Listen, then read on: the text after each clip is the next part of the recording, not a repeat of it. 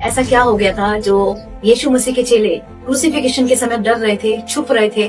वो यीशु मसीह के रिजरेक्शन के बाद बोल्डनेस के साथ प्रभु के राज्य के लिए, उसके सुसमाचार के लिए खड़े हो गए और उन्हें मौत का भी डर नहीं था, क्योंकि उन्होंने यीशु मसीह के उस मैसेज को समझ लिया था जो यीशु मसीह रिजरेक्शन के समय उनके लिए छोड़ कर गए थे। जूइश ट्रेडिशन में बैक इन बिब्लिकल टाइम्स जब दास और सेवक का समय हुआ करता था, उस समय दास अपने स्वामी के खाने की मेज की सारी तैयारी करते थे और उस तैयारी में एक क्लॉथ टेबल भी होता था जो टेबल पे रखा होता था, और ये टेबल क्लॉथ मास्टर और सर्वेंट के बीच में एक तरह की कन्वर्सेशन होती थी। और जब तक उसका स्वामी, उसका मास्टर खाना खा रहा होता था तो वो छिपा रहता था, तो उसे अलाउ नहीं था कि वो किसी भी चीज को वहाँ जो मौजूद है उसको हाथ लगाए। जब मास्टर अपना खाना फिनिश कर लेता था तो मास्टर अपने टेबल क्लॉथ को अगर फेंक देता था तो इसका मतलब ये है कि वो अपना मील फिनिश कर चुका है और दास आकर वो सारा टेबल संभाल सकता है।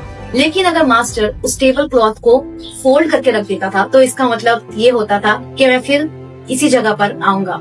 दास को यह अलाउ नहीं था कि उसकी किसी भी चीज को जब तक वो छुए, क्योंकि उसका मास्टर एक मैसेज छोड़ के गया है कि मैं फिर यहाँ आऊंगा। और जब हम यूहन्ना 20 पढ़ते हैं तो वहाँ इसी तरह बताया गया है कि यीशु के शरीर पे जो कपड़े थे वो एक तरफ पड़े थे, लेकिन जो उसके सर का कपड़ा था वो फोल्ड होकर तय लगाकर रखा हुआ था। इसका मतलब ये था कि यीशु मसीह अपने चेलों के लिए एक वायदा छोड़ गए थे, एक प्रॉमिस छोड़ गए थे कि मैं फिर से आने वाला हूँ। यीशु मसीह और उनके चेले जूइश थे और वो जूइश ट्रेडिशन को बहुत अच्छे से समझते थे।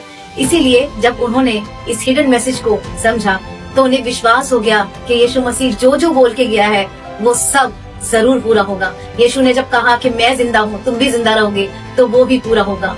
इसीलिए वो यीशु की सामर्थ से भर गए।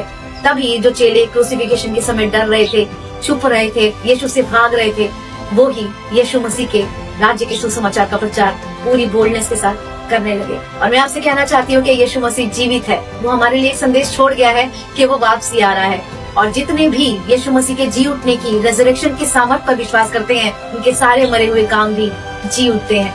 प्रभु के आगमन तक अपने आप को तैयार रखें और आत्मा में बलवंत रहें। प्रभु आपको आशीष दे। Have a blessed resurrection day. आप सबको जय मसीह की।